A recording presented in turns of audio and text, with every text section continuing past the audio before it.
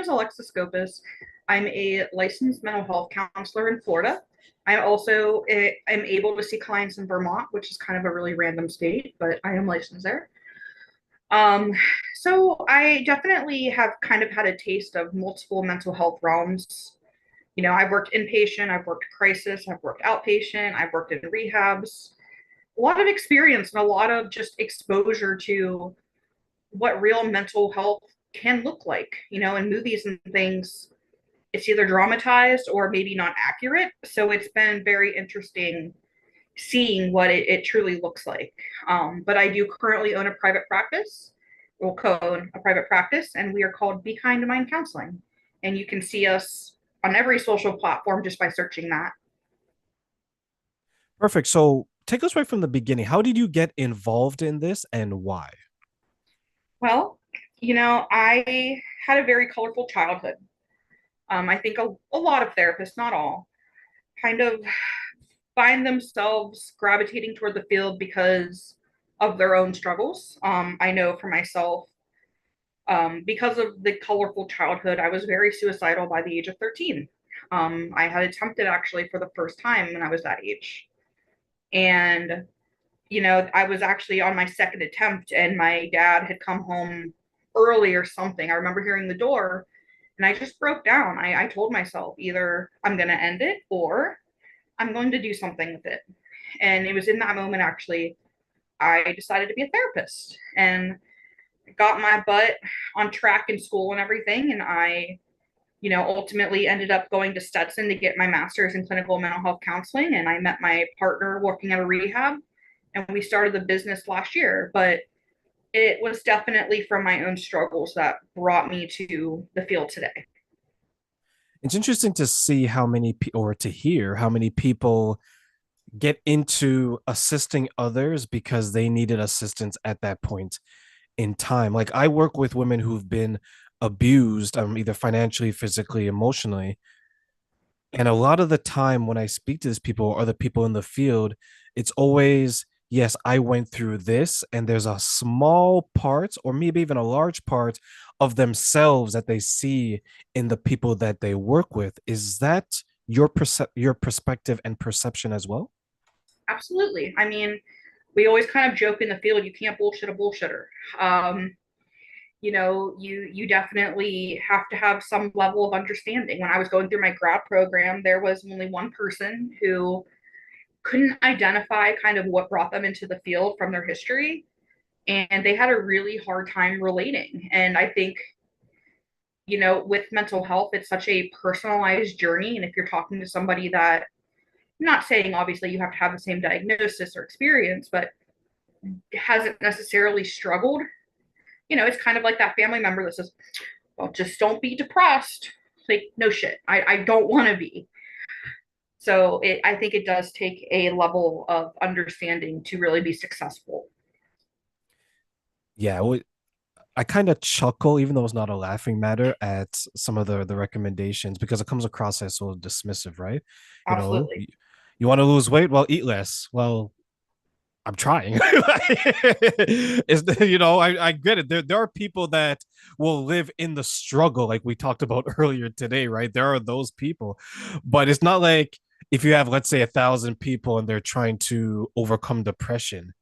It's not simply a matter of fact, as I old saying goes. Well, keep your chin up. Well, my chin isn't high enough. Like, how much higher can my chin be pointed into the air? But you're as a therapist, why do you think some people give the type of recommendation that to them they think it's helpful, but on the receiving end, it's kind of like, I'm trying, like I need a little bit more. And sometimes it comes across as, a demeaning and dismissive in a way. 1,000,000%. I mean, I've had therapists definitely make me feel that way as well. And I think to a degree it is due diligence. Well, just make sure you go work out, go do this, go do that. It's like, yeah, okay, but what else? And skill work, what I've learned, is not always taught by therapists, which is very interesting because people are coming to us to learn skills. Um, but, I think people generally start with the more general solutions. And that's great. But usually, by the time somebody is really seeking help or they've been in therapy for a long time, we're way past that. So it's just also, though, making sure you know what your clinician is trained in as well as what modalities they use. But I mean, that's for the common folk, something that you have to like learn and research. And that's hard. It's hard enough to find a therapist, let alone look at all the modalities and things. And sometimes it could be simply as Alexis is going through something. I'm her friend. I want to be there for her, but my life is chaotic enough. Like, how do you recommend as a person, if you're not living your best life, how are you going to help someone who's trying to find their best life because you have no idea what you're even talking about? And I see, man, maybe you've experienced this. You have, and for those online, please don't kill me for this.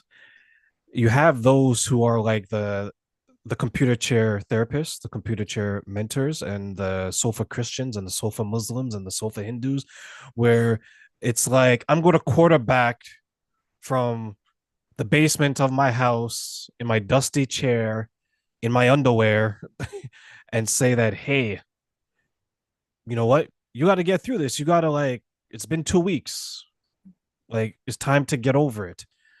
But when you're in the safety of your safe space, there's sometimes people who are struggling where the home is no longer their safe space. It may Mm-hmm. be work, right? Let me bury myself in work.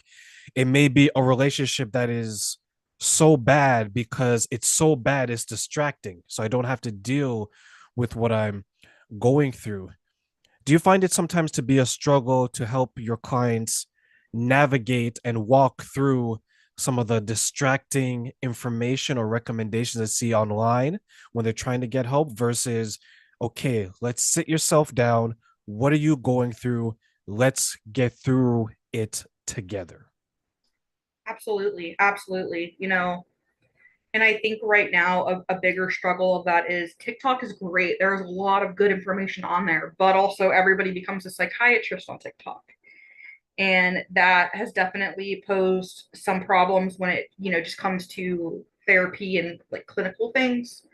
But, it's again, it unfortunately it circles back to just kind of knowing who you're getting involved with, but that's hard. Um, But as far as, helping others through your own chaos, it's a skill because therapists by no means are perfect. We are wild in. It's just we have a little more knowledge than the common person on certain things. But again, it sucks because it's all where you went to school, who you know, and what you've been taught. I saw a TikTok video not too long ago where this young, well, she looked young to me, but this lady was going through something. It seemed like it was grief, maybe, and she was having some issues with mental health. And she said that she experienced it on, let's say, for example, the Monday. She immediately went online with her issues. Someone wrote in the comments, they asked her the question. I was like, hey, it seems like you're having a hard time. Instead of maybe using an online tool to soothe you, she's like, why don't you sit down and speak to someone? And this person got like negative feedback and all this other stuff. And then one person wrote back in support of the person. They said, sometimes when you go straight to online and not to a real person, is because you want that instant gratification, that instant attention, and that instant likes and those instant views. Yeah. And because no one, especially strangers online, they're not going to hold you accountable. Whereas if you were to go to someone, they would probably ask you a question along the lines is, what are you doing to better yourself? And what have you done to contribute to the situation? And sometimes we don't want to hear that. So when we go to strangers or randoms online, it's like, you go, boy, you go, girl. But after the engagement starts to die down, you're still left with whatever it is you're going through. How addictive is the online feedback to the clients that you help with versus the more somber, the most sober, hey, we need to get you through this, but there's going to be some work you have to do as well. No, that's a phenomenal question. I mean, when you put things online, you're kind of playing Russian roulette because you will get people who are supportive and you'll get people who are not.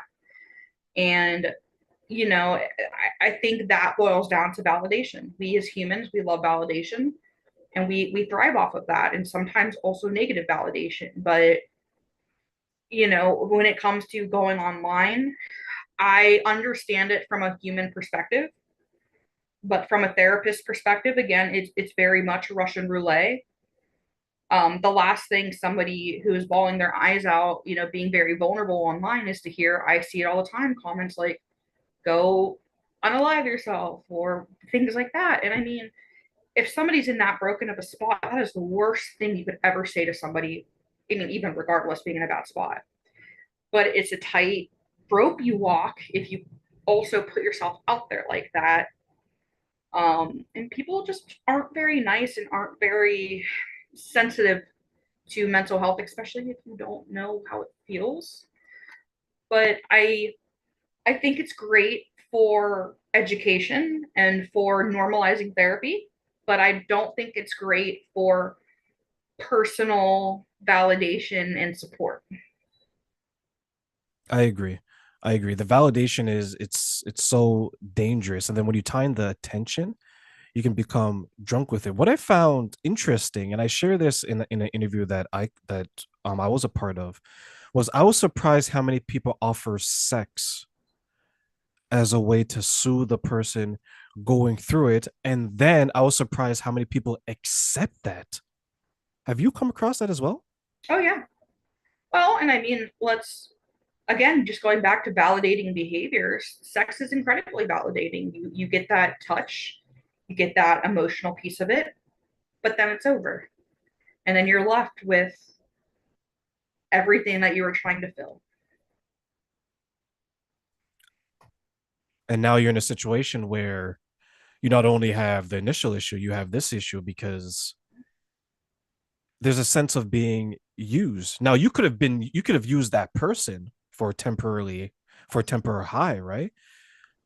But after you've given yourself to someone, because it's never someone that they're in a relationship with, right? And that's I think the dangerous parts. Like there's one person, she shared a story with me where she was going through it and it was literally any and everyone, Yeah. right? Like after her session, she'd be meeting people in the parking lot, should meet be people everywhere. And I asked her the question. I was like, I asked her to describe the feeling before and after. And she said the build up to it was very comforting. And then afterwards, it was like, oh my God. So then she had to do it more because she didn't want that feeling to ever end. Right. No, and I mean, I can greatly relate to that. Kind of again going back to why we got here. In my teens, and sex can also be a self-harming behavior. I see it all the time. And it's never, ever, ever anybody's fault for things that happen to that. But you tend to put yourself in riskier positions as well. But it all comes down to needing connection. When I was in my teens, I had mommy and daddy issues, and I was searching for connection in anybody who threw out their hand. And as an adult, that has created a lot of shame and a lot of work that I have to undo because I was so desperate for connection. And I think that's a lot what it comes down to is we're connection beings, and when that's not getting met, we act out, or we're these little children who are screaming for help. So is that so what would be like the cause of that seeking out and then maybe because I'm guessing when you're helping your clients, the it's more of let's say an emotional and a mental fix. But if someone's using the physical, how do you take them off of that and then get them back onto and I know I'm describing like a baby like breastfeeding or bottle feeding and I do You're apologize fine. everyone, right? But how do you take them off of the bottle which is the physical and back onto maybe the connection that is more important and more sustaining, whereas okay, let's fix you emotionally, let's fix you mentally. So I have a very annoying answer, and I think it comes down to self love. It's working on that. But you know that stupid quote, you can't love anybody until you love yourself? That's not true. What is true is you will never be able to accept love and connection until you love yourself because you will always push it away out of fear because you want this thing so much, but it's a push and pull because when it's healthy, if you've never experienced that, that's scary as hell. But I think it starts with trying to love yourself. And it's impossible to go from I hate myself to I love myself. No. I talk a lot with my clients about finding neutrality. Instead of saying I'm such a stupid idiot, say, that wasn't my smartest moment, but we're gonna work toward it. What we feed our brains is so important. We have our prefrontal cortex, which is like that conscious side of things. So if you say I'm an idiot, you may know you don't mean it, but then we have that kind of reptilian unconscious brain. And when you say you're an idiot, every person that's ever made fun of you or called you stupid, that gets revalidated. And then you kind of believe it. So to answer that question, starting with self neutrality. Is that hard for a lot of people to do or at least start? Oh yeah. Oh yeah. Um, what I've learned for my clients is I hold them accountable. That is a big important part of therapy is that accountability piece because it's clients are so excited to tell you like I changed this one thing. I was nice to myself this week. I did that. And I mean that is a win. That is huge. But also if you don't have people in your life to kind of share those wins with, again that kind of motivation and accountability drops off. And then they're in a situation where they may feel like they're lost or defeated. And with your clients, when someone becomes defeated, probably temporary, right? I don't think it lasts forever. What kind of steps can that person take to bring themselves out of that feeling and get back onto the path of healing? So I think for that, we have to reference our circle of control. Usually, when people get to that point, they feel like they have no control in anything in their life. But that's as much as that feeling is valid and feels real, it's not because there are things we can't control no matter what the situation is. But you have to re-rein and kind of reframe your mind to follow that. And it's hard. It takes a lot of practice. And that's kind of the other thing with therapy is I don't have a magic wand. I don't have a magic answers. 1 hour in my office a week is not going to do it. You have to practice outside of sessions. And that's kind of where you see where is somebody really ready or not. I agree. I agree. I think people need to start taking it as it's like training, right? I love using examples. So it's like when you go to the gym, you can go to the gym an hour a day or hour every 2 days the week, but it's also what you do outside of the gym. And it's interesting, at least for me, to see when it comes to our bodies physically, we're so much more in tune to what we want to enter it, how we want it to operate, and the overall care of it. When it comes to our emotions and our mental state, we seem to be more hopes and dreams. Whereas today is going to be a good day if I avoid this person. Like we're putting the power into other people's hands versus today is going to be a good day because I'm going to do this. I'm going to do that. How powerful is the power of saying, I am going to do this regardless of what's happening on the outside or external around me? It's huge. I mean, it's cheesy to say, but if you put the power in yourself and you believe in yourself, you really can do anything. There's this concept we talk about manifest destiny. And a perfect example is if you already tell yourself you're going to fail that test, you're going to unconsciously study less and do less so that you kind of make that belief come true. Same goes for I'm going to do this. You will unconsciously do more to make sure that happens. It's just finding a balance, though, of making sure that you're being realistic because we do see it get a little more on the other end sometimes. It's just it's a big balancing game and it might take years to kind of figure it out. But all of this didn't happen overnight. That's what I always try to remind clients. I told one of my friends that, well, I guess we're former friends now. So this was a couple of weeks ago. And I mentioned to him that he goes into a lot of situations with this predetermined rage where he sets himself up because in his mind, he's going to get upset. So when something or anything happens, he explodes. And I mentioned to him that he needs either to speak to a mentor or therapist about it. And he turns around and he says, well, I know what's wrong with me. I'm like, that's perfectly fine. And that's a wonderful first step. Like, there's some people who don't even know that. But then I asked him, I was like, if you know what's wrong with you, then what's the solution to it? Right. And he didn't have an answer. I was like, that's why the therapist is there. Right. The therapist isn't to tell you everything that's wrong with you. It's for you to go to them and say, hey, this is my issue. I need assistance working through it. And the therapist is going to help you through it. Why do you think some people have a disconnect where there's maybe some hesitation or in some cases some shame with going to a therapist for some of their issues? So I have a few answers to that. I just kind of want to start off with like personal experience. My dad was not happy for a long time that I was a therapist. We're Greek culture. That's not a thing. You don't get therapy. You put your pants up, you cry maybe in the corner, then you go do what you need to do. So there's a lot of shame to a degree of becoming one. So I think culturally, and from our parents generation, not necessarily maybe being as open, but I think on the other side of it, and this is something that I didn't realize until I got into the field, not everybody wants help who comes to therapy. Some people want that magic wand, but the other side, people are very comfortable in misery. It's what they know, and change is scary, but it's it's really difficult, especially when you don't know any different.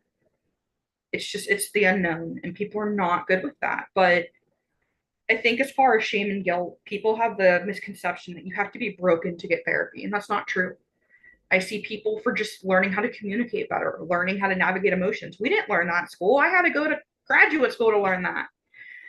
So I think there's just a huge misconception that you have to be broken, and you don't. And that's obviously a very shame ridden thing to feel.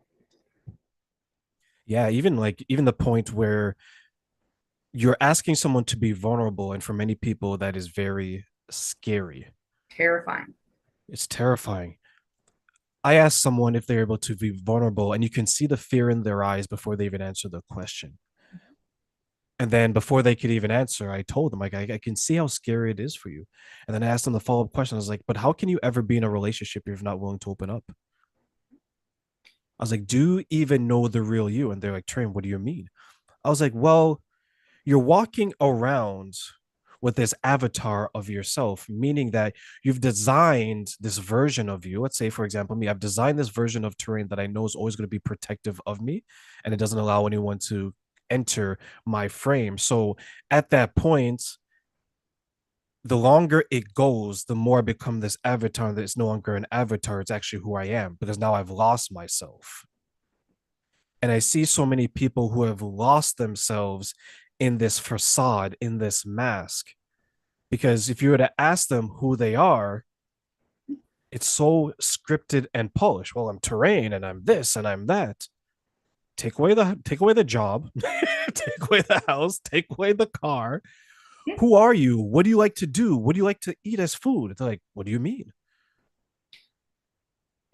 No, 1,000,000%. I mean, and I think as humans, we forget the basics that we used to ask in kindergarten. Is still as important today as it was then. What's your best friend's favorite color? What's your partner's favorite color? What was their favorite movie growing up? Like these things are so important. And I mean, I'm not sure how familiar you are with like inner child work, but I mean that for a lot of people is gold. We have to connect with that little self. And to some degree, I believe, and this is an Alexis theory, that was kind of our purest form of ourself. You liked these things without any impression from society or anything else, and that is so damn powerful. But as an adult, we mold to societal expectations, and that kind of become another cog in the machine. Yeah, it's like once we start to adopt certain steps in life, right? Or list, as I could call them, right? So it's like, okay, you're gonna go to school, you're gonna graduate, you're gonna have a decent job, you're gonna have family, you're gonna have 2.5 kids with a dog named Spark and a white picket fence. Yeah. As you begin to establish this beautiful American dream, right? You begin to take on that persona. So I'm not Terrain, the person that loves to do road trips and eat sushi, right? I'm Terrain that works at a corporate job. I'm a homeowner. I'm if I was married, I'm a husband. If I had kids, I'm a father.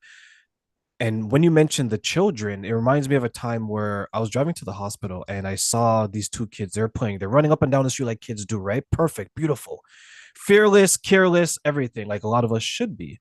Yes. One of them fell down, and then as adults, we're like, oh, they look at each other, they start laughing, they get back up, and they start running again. And I look at that and I'm like, how many adults, when they fall, just look at it, get back up, and continue forward? We would fall. Some of us will never get back up. Well, my knees are getting old here. Hold on. Yeah. That's in the mornings, with the cracks in the knees and the back. We're all there. We're all there. Right? Like how many of them would just look at it and say, "Hey, I need to get back up and continue to have fun." Where do you see the disconnect between remembering how strong we can be and now maybe as an adult it seems like some of us are more comfortable just living in the victim mentality until we no longer are even here on this earth. No, no, I mean, and I think comfortability is a piece of that, but also, I mean, looking at other countries, I have a client who is from another country and they, we were talking about identity and they're just like, the first thing Americans ask is, what do you do for work? And why, well, who gives a shit? Fair. But truthfully, I mean, why is that our identity? Why is my identity a corporate place that doesn't even like me or gives a shit? But that's what we're taught, the grind. That's like the new thing. Oh yeah, well I'm working 90 hours. Oh, well, I'm working 100. What kind of life is that? We weren't put here to just do that. Like it might be fulfilling, but you still have so much more life to live. And I think also just the economy, there's a disconnect there.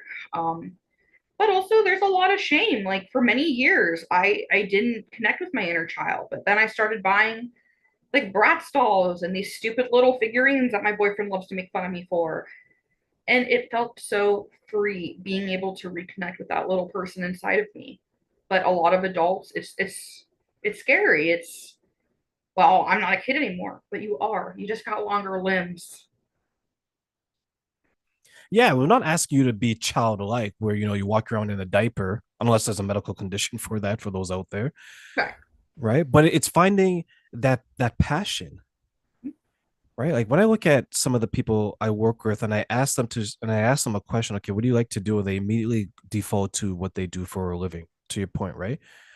And then I challenge them. I was like, okay, answer me this question without talking about your job. But like, sure, tell me two things that you love to do.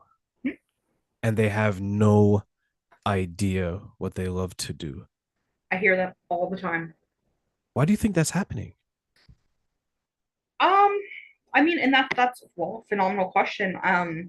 Just in my experience with people that I talk to, a lot of it is all of these other life responsibilities. There's no time. But with that, and I understand the no time thing, I do, but you're also sacrificing yourself for everything else. And, at what point do you not kind of cut off your own hand to survive? Having a family is wonderful, but you still need to find time for yourself because you can't give them what you don't have. And if you don't have any spoons to give because you're not taking care of yourself, you can't be that person that you want to be for them. So I think the irony of all of this is sometimes being selfish is the most selfless thing you can do as long as you're doing it in a healthy way. Yeah, it's like I created this like hierarchy when it comes to the amount of time that you spend.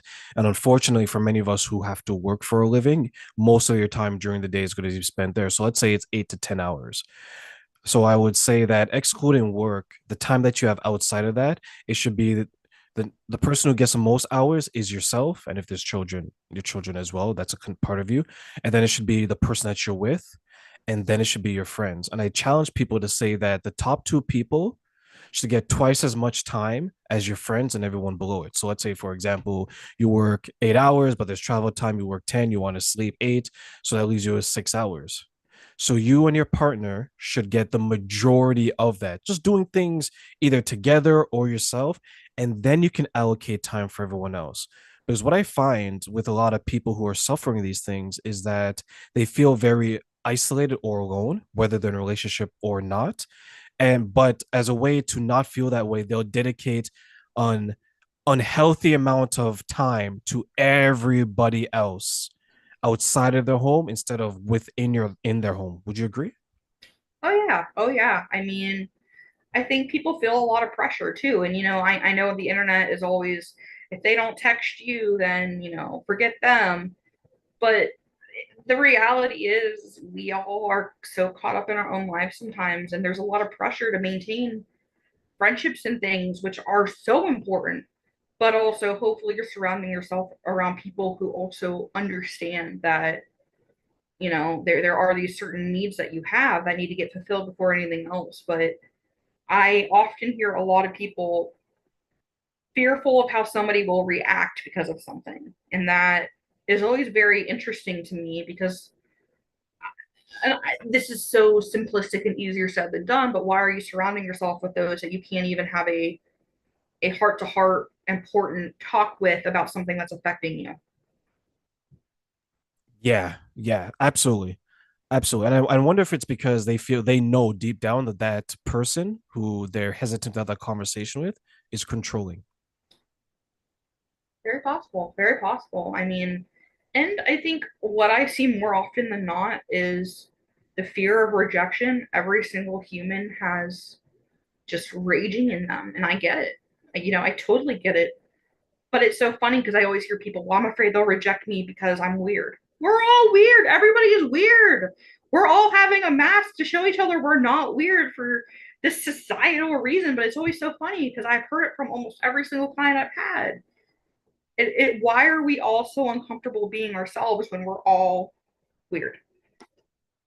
Isn't that scary how people will bend or break themselves for other people? Like I see it in groups where there's like they have like a common dislike of something. So I'll give you an example. So you have let's say you have five people who've come together and for some reason they're not able to make relationships work and they hate all men or they hate all women, right? Which you probably come across a number of times online, right?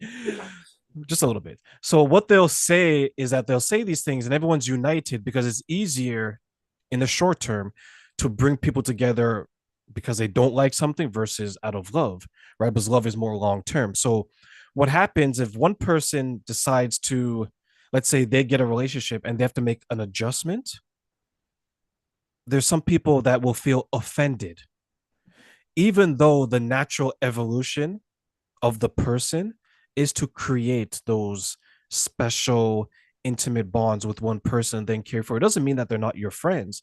It's just saying that I've taken my life in a direction that allows me to do this.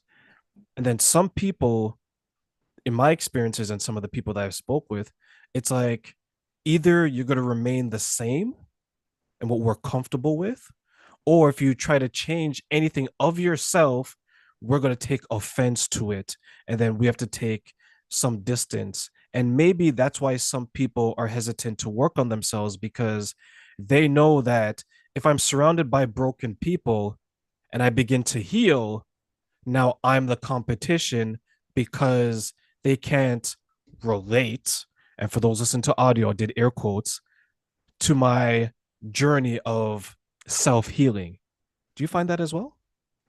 Oh, yeah. I actually had somebody this week, we were talking, and I was like, what is our block here? And they're just like, honestly, I know if I grow, I'm going to outgrow my partner, and I'm not ready to deal with that. And kind of going along those lines, I'll never forget the very first class of my master's program. I love this story, it always cracks me up. So, my professor, she was awesome. First question was, so how many of you guys are in relationships? Everybody raised their hand except for like two people. Okay, how many of your partners are in therapy? Yeah, maybe like four hands raised. She looked at us and I'll never forget this. She goes, all right, well, I will put money on it. The rest of you guys will either be divorced or single by the end of this program. She was damn right because you're not going to accept what you used to accept. Kind of goes back to when you love yourself, you won't accept less. But again, coming back to comfortability, comfortability is the casket of happiness, yet it's the most comfortable casket for people. It's dangerous. Is it possible for someone who is going through something like that, as they begin to maybe elevate themselves and realize that there's certain behaviors that they no longer want to be associated with or around them, that the person, and I'll take the relationship aspect, like the intimacy of it, is it possible for that person to observe it and be like, you know what, I want to be better for this person, but first I need to be better for myself? Yes, but I would say the thought of being better for ourselves is more secondary. I often see people, well, I got into therapy for my partner or for my child or this or that, and that's great. But it's like addiction. If you get sober for somebody else, you're not going to stay sober. It's not for you. And unfortunately, other people can be motivators, but they can't be the only motivator. I think that's the part that some people, to your point, there's difficulty because I couldn't imagine if I was in a relationship, and maybe you know what, I could have very well went through this. I just wasn't even aware because sometimes a person doesn't tell you, Yeah. right? That someone is looking to improve themselves, but they're doing it for me or they're doing it for the other person.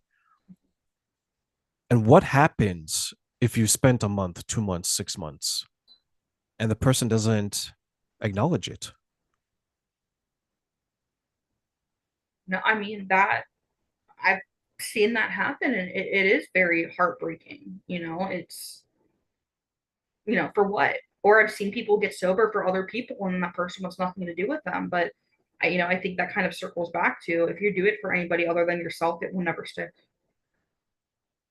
And then on the flip side of that, if you go down this path and you improve yourself, and then you realize that this person isn't for you, I can see the person on the receiving end of that conversation being very upset. And depending on what type of behavior, if they're aggressive in nature, I can see that being very triggering for them. So when you're dealing with your clients and they're making this progress, do you see the side where, like, what happens to the partner that is getting, for lack of a better word, left behind because now there's certain behaviors that aren't being ignored and they don't want to change it? Because remember, their thinking is, well, you accepted it for a year, 2 years. Why can't you accept it for another 2, 3, 4 years? I actually have a few clients going through that right now. Their spouse pushed them into therapy, and in their therapy journey, they came to the conclusion that that relationship is not for them just because of the way they are being treated and kind of that recognition of emotional abuse. And, of course, that other person is angry. Well, I sent you to therapy to just leave me, you know, but that comes with growing is you're not going to take bullshit anymore, including that partners. But I don't think people think about that. They're like, well, your therapist can tell you everything that's wrong with you. Well, to a degree, but we're going to work on you creating your favorite version of yourself that you are proud of, and you're not going to accept that abuse anymore.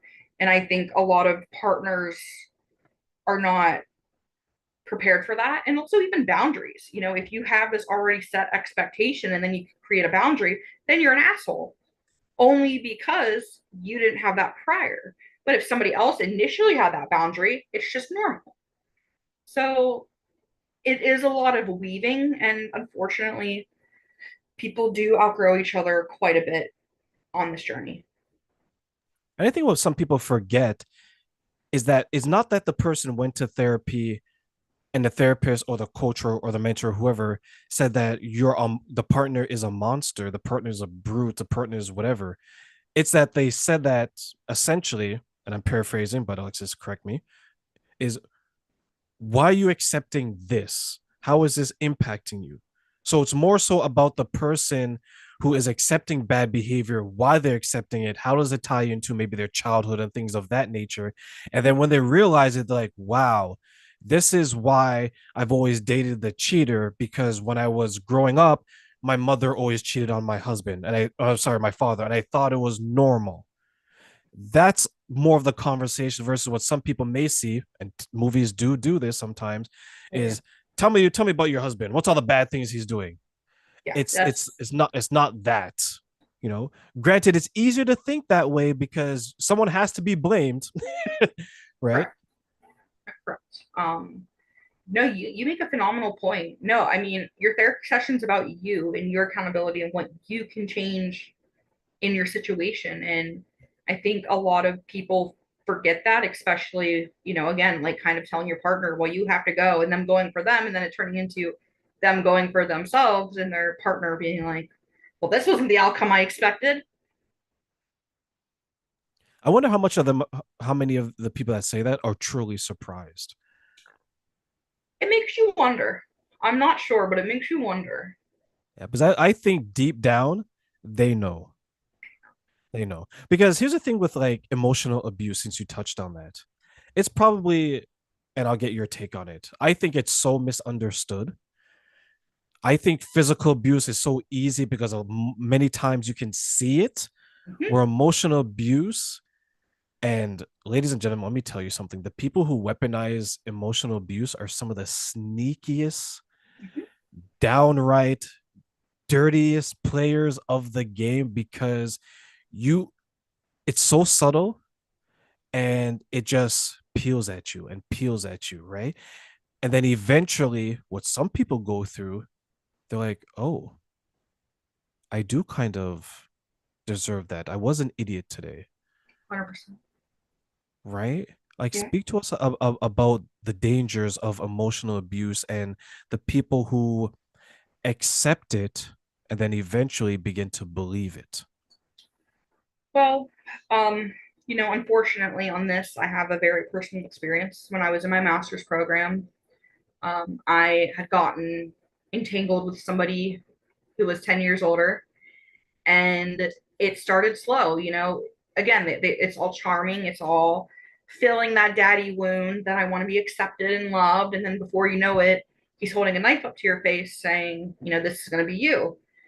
It escalates so incredibly quickly, and it escalates quickly, but also subtly. There's this newer concept they're talking about called dog whistling, which is, that abusive person does something in public, whether it be a pinch or a stare or a face, to control you in public so they can get you home and kind of berate you or whatever. And it's so important to be aware of these things because it happens so much. And there's so much discredit when it comes to emotional abuse, but if it goes on long enough, it escalates. It always does. Like that person I was talking about, while he never, other than some crazy things, never physically harmed me, he was just arrested for domestic battery free. It would have escalated, and it usually does. And just because he doesn't hit you or she doesn't hit you right now doesn't make it okay. And I think when you're told something so much, of course, you start to believe it, and it revalidates all the bad things you've ever been told.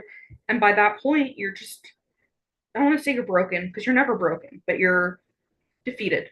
You're very defeated. And oh, well, I'm not going to get anybody else to love me because I've been told that 100 times. And oh, maybe I do deserve, to get berated for 4 hours because I did burn dinner. Oops. And it becomes normal. And what I see often is it is incredibly normal because from childhood, their parents started it, and then they end up in the situation, and it can happen to anybody. It can so happen to anybody, but it's so important to validate emotional abuse because it's not just emotional abuse. I think one of the reasons why, and I have to look at the numbers on this, that emotional abuse flies under the radar is because so many of us work in, let's say, the service industry with people, and we get emotionally abused every day, and we're always coping, right? And to be in a state of coping during the morning, during the afternoon, during the evening, you're always trying to soothe yourself. And then you're looking at it as, okay, I get emotional abuse at work, but then you justify it. Well, I'm getting paid this amount of money, so it's part of the job. Well, it may be, depending on what you do, and it most likely isn't. And then when you go home now and someone, your partner or your children or your cousin or a family member, is saying something similar to what a customer or coworker says, why would you take it any more seriously than when someone at work does it? So I can see how it flies under the radar until it hits the fan. And when it hits the fan, that's when the physical abuse is. I've seen some people, and I look at online, and that's always how it starts before there's like a brawl at the Burger King or the Arby's, is you have people yelling at each other, verbal abuse, right? Which is very, like, if you're going to rank them, it's probably like the gateway to everything else, right? I hate you, I don't like you, and then they will say something specific about you, and then, right? And I think some people forget that it's always escalating. Like, no one's going to just continue to verbal abuse, because eventually it's going to get old, they'll tire, right? And then once it gets to the physical abuse, that's where every single person is like, okay, something is very wrong. But some people don't survive the physical abuse. Some people have lived very difficult lives just with the emotional and the verbal abuse. So, Alexis, what's some ways that we can protect ourselves from the different types of abuse? Because they're probably not going anywhere, but at least we can minimize the impact to us, or at least minimize our interactions with it. Well, something firstly I want to throw out there is October is Domestic Violence Awareness Month. Please, please, please, whatever you see, get involved with. It is so important. And there are so many people affected from it, whether you know them or not. Um, it's rampant, especially since COVID. Studies have shown that it's just escalated. And I think the shitty thing is like you said, people are very charming and they work their way in, and sometimes you don't know until you know. And fear is such a paralyzing emotion. Like in my domestic violence situation, I was making the money, so I always got the question, well, why didn't you leave? Which, don't ever ask somebody who's in that situation that, please, to everybody. Do not ask that. You will not understand until you're in it. Just don't do it. But that's a hard question. The reason I say that is, you know the police won't do anything until they beat the shit out of you. That's what I was told when I called. Your friends, well, is it really that bad? Are you sure you're not misinterpreting? There's just a lot of invalidation, and I really, really, really want people to hear and to understand that if you feel like something is off or you're experiencing some form of verbal abuse, take a step back, pretend like your best friend is that person. How would you take care of them? We would safety plan. Something that we talk a lot about is, safety bags. If you are in a situation that's not safe, dig a hole in the yard, put a go bag. If you have to go, it sucks that there's not more systems in place. And honestly, it's very disheartening, which is why I really, really encourage anybody to get involved in October or every day of the year, because there's just not also resources. But what I would say is definitely, definitely, definitely pay attention to red flags. We are very, very, very quick to, oh, well, it's just this once, or, well, it's not that bad, or it'll change. No, it won't. Red flags aren't a carnival. I learned the hard way. Yes, and make sure that you're going to the right people, Yes. right? Yes. There's a danger to think that you need to tell everyone in your friend group or peer group. Tell the ones who are mature. Mhm. What I would recommend is that you test them out, right? And I know some people are going to answer like, well, you shouldn't put your friends through tests. Yes, there's going to be some friends that you're going to go to with information like this. And they're going to make you feel worse, Yes. Yes. right? There's always going to be that friend or that person who's going to say, your boyfriend did this? He sold this. He sold this. Oh my God. Anyone would want to be with him. That's not Yeah. something you want to hear, right? Or on the flip side, where, you're being verbally or emotionally abused, you're like, are you sure your wife said that? When we were Yep. there, she cooks a great dinner and she was so accommodating to everyone. Yep.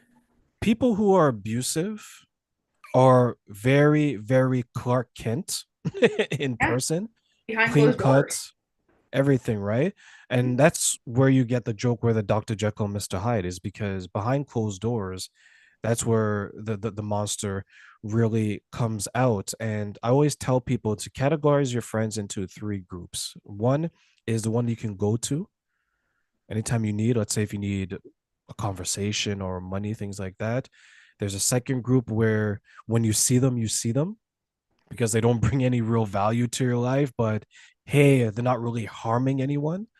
And then another group is when you're looking to go out somewhere, they're the friends that you call because that's all they really want to do. They don't take life that seriously. They're not going anywhere in life. You may question a few times why you're still friends with this person, but something about them just doesn't allow you to stop being friends with them because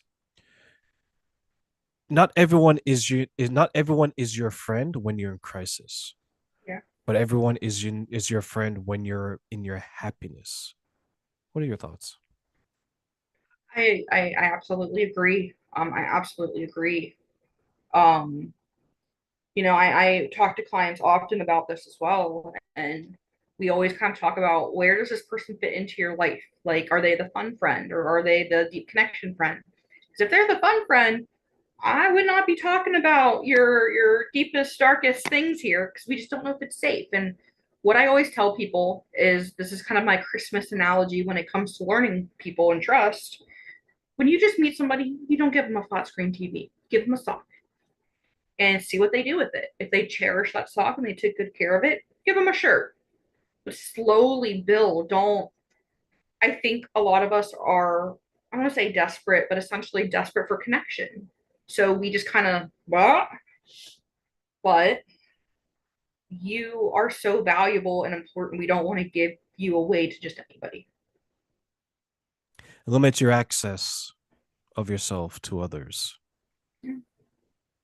Yeah. And I hate to say that, but you have to surround yourself with good people because it's so indicative of how you feel about yourself and also what you're able to get out of or get into or anything, like domestic violence situations. The first thing abusers love to do is isolate. So because they know your support network is so powerful. Yeah, yeah. It's when someone is going through such a emotional state or strong emotions, it's like they don't see the evil intentions Yeah. of people. And a lot of times this could come for your friends. Like if someone I remember someone shared a story. This guy shared a story. I can't remember where I saw it. And I think someone passed away. No, he was going through a divorce and he was reaching out to a few friends. And one of the friends was a woman, said, okay, why don't you come over? And we can talk about look at her face. Why don't we can talk about for those that didn't see Alexa's face, she just gave me like, oh my God, I know where this is going.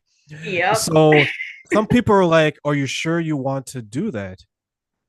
And then he was like, no, she said that she wants to, support me and things like that. He was totally blinded by the manipulation of the situation.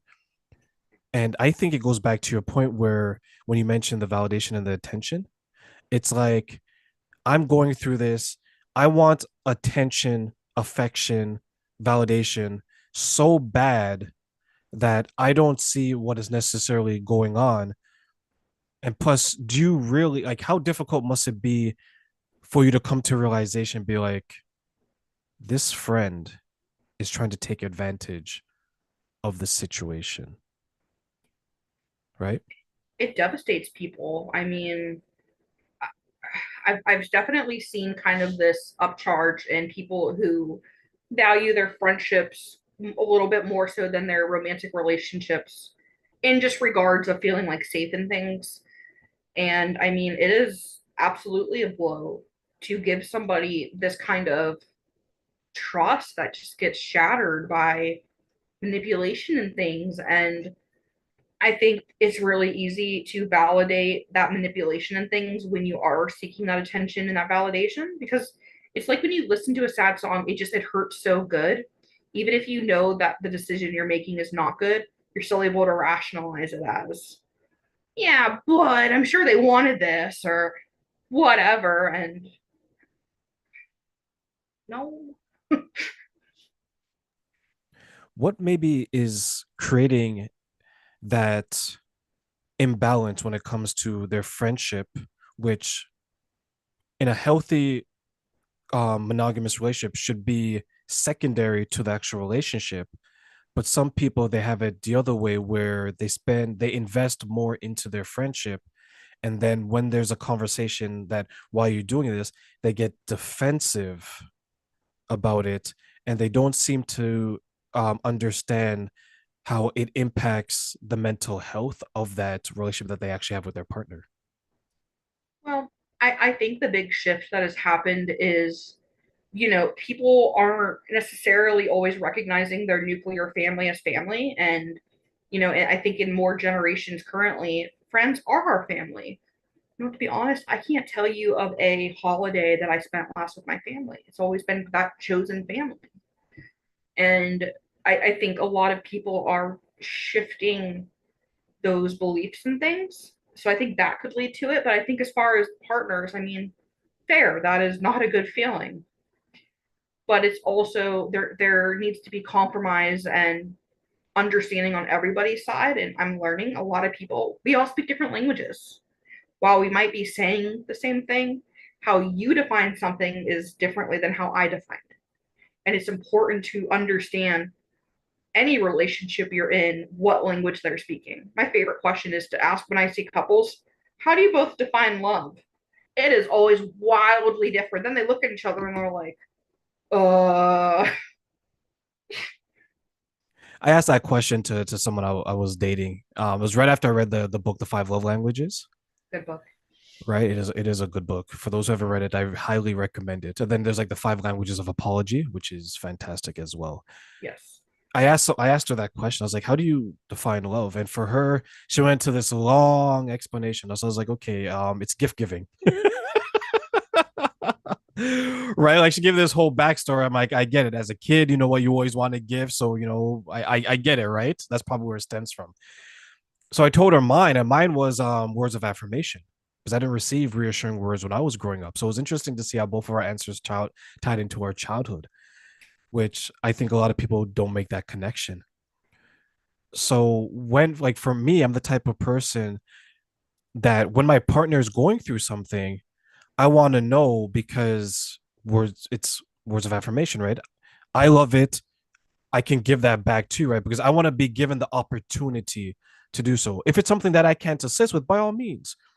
Just like for her now, when I give her gifts, right, she wants to be the first, right? She doesn't want to log in somewhere and see, wait a minute, he got this female friend a gift. Like, where's my gift? Right. But I think people don't make that connection because when you're with someone, a lot of times it's not that they don't, for their own mental health, because a lot of people are anxious, right? And you probably experience this. They don't necessarily care if you go to, let's say, a friend for like small things. They just want to know that, hey, at least they were the first or they were given the opportunity, and that can help them not feel as anxious because being in a relationship when it comes to mental health is what I find with me is that you have these strong emotions, so the person's on your mind, And when that connection maybe gets threatened or damaged in a way, it can impact your mental health because you begin to think about it, to begin to wonder, you become anxious. Do you see that side of it as well? Since you mentioned that you work with two people who've asked them about what does love mean to them? Oh yeah. Oh yeah. As far as the love languages, you're a million percent right. And I had somebody once, they're like, just don't tell me everything stems from childhood. And I'm like, okay, but unfortunately, it is a huge shaper in who we are today. And we do tend to crave the things that we didn't receive. But I think you make a very valid point about, approaching your partner first to make them still feel involved and like they're, definitely top tier. But I just we need to speak the same language of the people in our lives, and we just usually don't. And it's crazy because I might be speaking Greek, you're speaking Italian, but it sounds like English, but we're not able to relay the message that we need to relay. Why do you think that is happening? What are some of the stumbling blocks preventing us from doing so?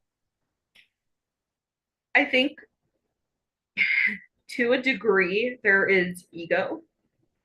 I sometimes I have to ask my couples, do you want to be happy or do you want to be right? Because if you want to be right, you're not going to be successful in a relationship, because 70% of a relationship is forgiveness, because you are taking two separate beings and kind of meshing their lives together. There's going to have to be a lot of forgiveness and things. Um, but I just, again, we never learned how to communicate. Like, yeah, okay, like, hi, my name is whatever, da, da, da, da. But as far as actively listening and actively trying to understand, we are a very reactive culture. So usually what I see with my couples all the time, somebody will be like halfway through a sentence. Well, yeah, but, and I'm like, that second part of the sentence is the most important part. Let them finish. But a really great technique for people to use for not even relationships, but like friendships and things. I call it, it's like from Gottman, who's a huge relationship expert. It's a 3 minute exercise. First 3 minutes, first partner, discuss what you need to discuss. And usually this looks like, oh, well, I just feel really overwhelmed when you don't do the dishes and blah, blah, blah, blah, blah. So stop the timer. Those next 3 minutes, it's the other partner's turn to tell them what they heard. Usually this looks like, well, I heard that you said I don't do anything around the house. Nah, I'm just a slob. Blah, blah, blah, blah. Then the next 3 minutes goes back to the first partner, and you're clarifying. No, I did not say that. What I said is, but it's a very, very, very important lesson in active listening, because we usually already have our response prepared before they finish their sentence. I agree, and I love that question because I used it in my life where there's some things that happen. I would sit back and I'll ask myself, do I want to be right or do I want to be happy? And happiness, ladies and gentlemen, should be your choice every single time. I grew up without my mother and my father, and I said that, Train, do you want to be happy or do you want to be right? I could have held on until the day that I die. And what was that doing for me? They're living their best life in as they get older, right? And you have to do the same. And I like that example from the relationship expert you mentioned, where you have someone that speaks and then you sit back and say, okay, what is it that you heard? Because active listening, although it's something that a lot of people preach, so many of us struggle with it. And I share that in every single aspect that I do. And it's interesting. I share that with an ex, and she got to the point where she just stopped answering questions. So it's like, so you're not even active listening anymore. Now you're just giving up. And it's interesting to see how, as kids, we're taught how to talk, but we're not taught how to communicate. As kids, we're taught how to listen, but to listen to respond, but not taught how to listen to understand. This is something I have to learn as adults because unfortunately, we're not taught this as children. But some of us go through our entire lives just waiting to respond to something that is said, because as soon as they hear something that is, let's say, critical of them or something that isn't as positive as they want it to be, they're immediately going to counter it angrily, aggressively, and defensively. And then when you go to them and say it's not supposed to be taken this way, they blow, right? Oh yeah. That's why we talk about I statements being so important. Kind of the formula is I feel blank when blank happens. Um, you know, the moment you say it, well, defenses are up. Oh, well, now we're going into everything I did wrong. Trigger, walls up, we're done. It is a big way of how you convey it, but also you have to be with somebody or talking to somebody that is open minded enough to even receive it. Because a lot of people, especially if they have self esteem issues, anything you say, even if it is right, is going to be a problem. I asked someone a question a couple of days ago because I didn't understand what they needed. So I just asked them, I was like, okay, help me to understand what is that you need. And then they said something. I was like, okay, ask them, are you able to can you please give me an example so I can understand further? They started yelling. Like, oh, come on, you should know. I'm like, so you're mad at me because I don't know how you want to be assisted, and I'm asking how I can assist you? And then they started getting even more upset. And I'm sitting there thinking, to your point, this person didn't want to have a conversation. Well, that's fair, but my other thought is why do toddlers usually throw tantrums? Not getting what they want. They don't know how to express what they need or even know what they need. So you're saying in this case, the person didn't understand how to convey what they truly wanted. They're just giving answers that maybe they're accustomed to giving. It's possible, I definitely wasn't there, but I you know, kind of just looking at that, that frustration when you can't say what you mean or understand even what you need, but that other person is supposed to know, because I think we're all guilty of that to some degree. It's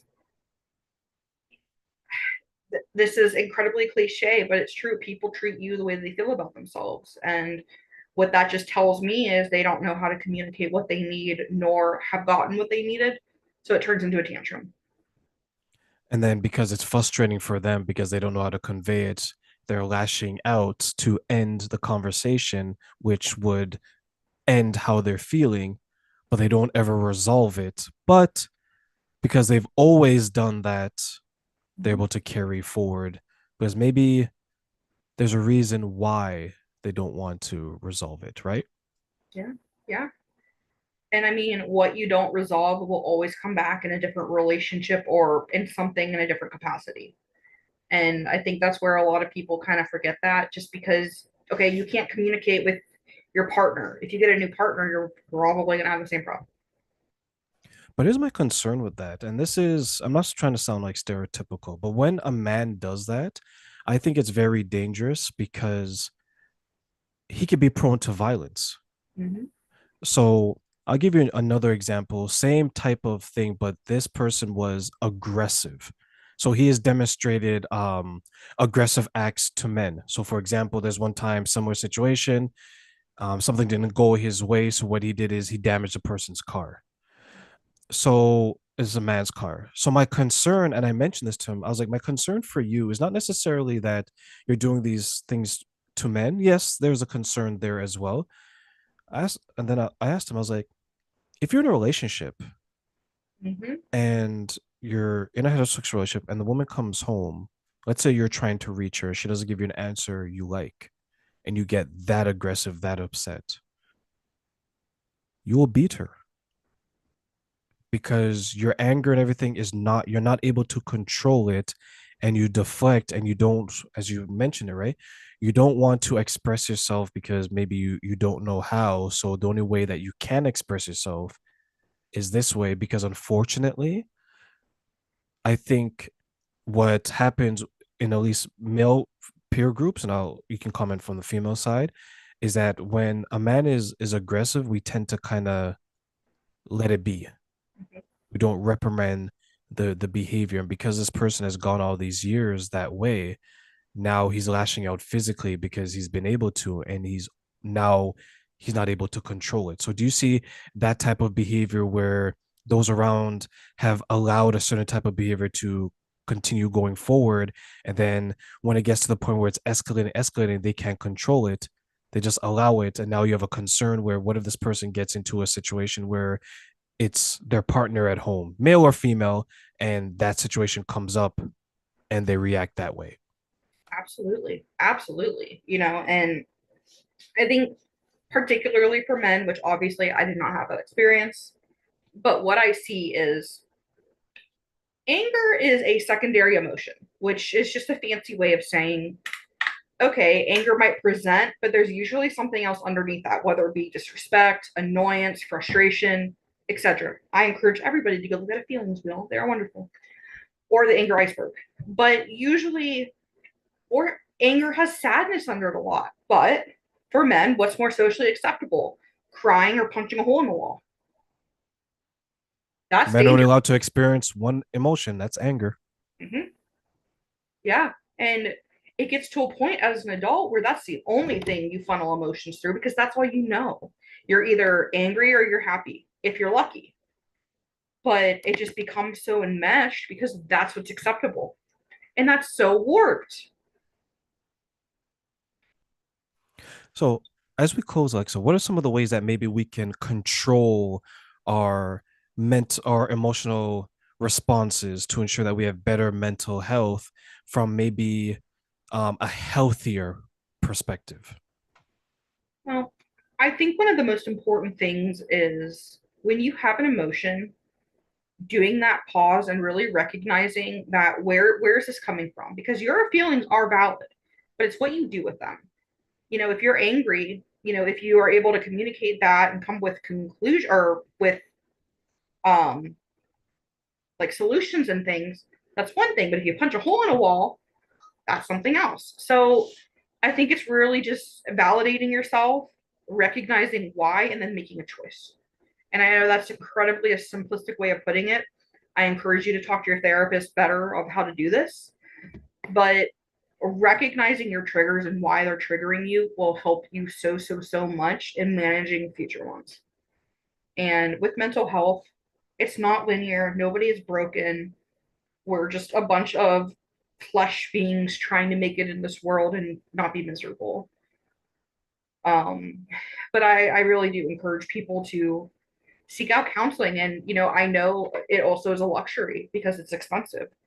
There's a website called Open Path. It is for interns, it's $30 for a session. And for licensed people, it can go up to 70. But I encourage anybody and everybody just to talk to somebody, even if you don't necessarily want to go for skills. Sometimes you just need to be in a safe place. And, while friends are great, there's just a different kind of feeling when somebody is just unconditionally there and only for you. But I definitely recommend exploring emotions and logging them to kind of see patterns as well. Also, a phenomenal app. It's called How We Feel. It is like a feelings wheel that you choose, and it logs it, and then it like does this really cool data thing at the end of the week. Because it's also important, one, to identify what you're feeling. Because, okay, let's say you're angry or you think you're angry, but you're actually feeling disrespected. There's going to be a different coping skill and remedy for disrespect than anger. But if we keep using the only one for anger, this feeling will go away. So, really learn your emotions and also where you feel them in your body. It's very indicative of what you're feeling.